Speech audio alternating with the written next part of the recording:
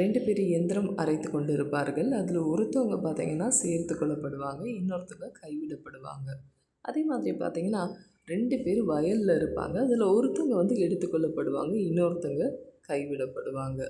So இந்த உவமைகள ஆண்டவர் எதற்காக சொல்லுறார் அப்படின்னு நம்ம வந்துட்டு பார்க்கும்பொழுது 2 பேரும் ஒரே வேலை தான் செய்வாங்க. 2 பேருக்குள்ளேயும் பார்த்தீங்கன்னா ஸ்பிரிச்சுவல் கிஃப்ட்ஸ் வந்து இருந்து கொண்டே தான் இருக்கும். ஆனா யார் வந்து எடுத்துக்கொள்ளப்படுவாங்கன்னு பார்த்தீங்கன்னா, யார்கிட்ட எண்ணெய் இருக்குதோ அவங்க தான். ஸோ இந்த எண்ணன்றது என்ன அப்படின்னு நம்ம பார்க்கும்பொழுது, உன் தேவனாகிய கர்த்தர்னு ஒரு வார்த்தை இருக்குது. அதாவது ஆபிரகாமின் தேவன், ஈசாக்கின் தேவன், யாக்கோபின் தேவன் அப்படின்னு தன்னை வந்து ஒவ்வொரு மனிதனுடைய தேவனாகவும் ஆண்டவர் வெளிப்படுத்தினதை நம்ம எல்லாருமே பார்த்துருக்கோம்.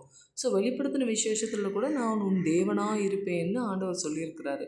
ஸோ அவர் உங்கள் தேவனாக இருக்கும் பொழுது நீங்கள் புத்தியுள்ள கன்னிகைகள். அவர் வந்து மற்றவர்களுடைய தேவனாய் இருந்து உங்களுடைய தேவனாய் இராத பொழுது நீங்கள் புத்தி இல்லாத கன்னிகைகள். உங்களுக்குள்ளே இருக்கிற எல்லா தாளந்துகளும் வந்து கர்த்தர் கொடுத்தது, அது உங்களுக்குள்ளே தான் இருக்கும். ஓகே. ஆனால் அதற்கு வேண்டிய அபிஷேகம் பார்த்தீங்கன்னா, அதுவும் உங்களுக்குள்ளே நிலைத்திருக்கிறதற்கு நீங்கள் எப்படி ஓடுறீங்க, அதுதான் விஷயம்.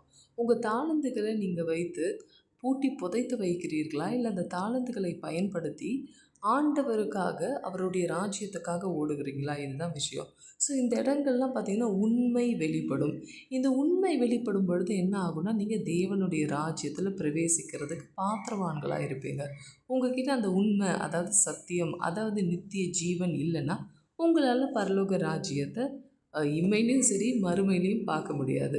ஸோ உங்களுக்கு முன்னாடி இருக்கிற அவருடைய வாசல் என்றைக்கும் பூட்டப்படாதபடிக்கு அவரை அறிகிற அறிவில் உண்மையில் வளருங்கள். தேவன் உங்களோடு இருப்பாராக. ஆமீன்.